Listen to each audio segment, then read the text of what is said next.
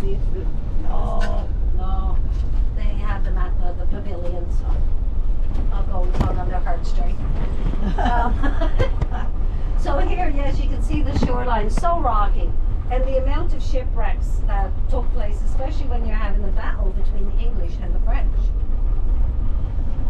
Friends came over here and they started this build in 1711. French were now coming over, many people were coming over in the ships to come over and help build this area. When they arrived, it was very difficult conditions, as you can imagine, back in the early 1700s, and an area of Louisbourg where there's really hardly any trees, in which you'll see as well. But they persevered, and they built the most glamorous fortress that the French had at the time, as they call it, the most grandeur of their fortresses, of the fortified units.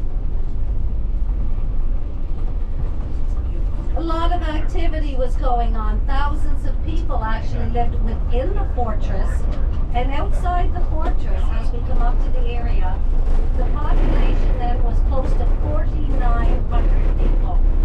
That is the third largest populated area in North America at that time. A very, very booming area, internationally known.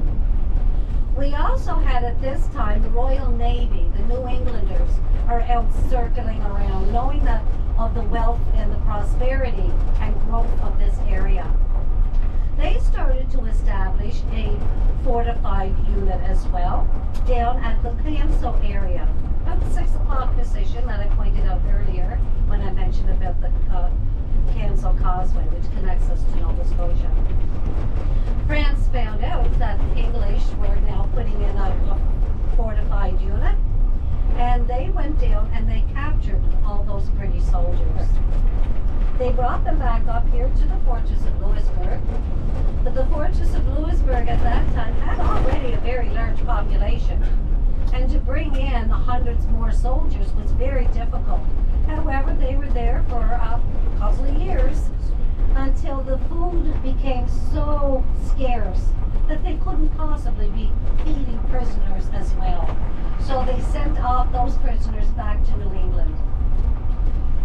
When those prisoners went back to New England, you see, they now had time at the fortress. They got to know the lay of the land. They got to know the weaknesses of this grand fortified unit.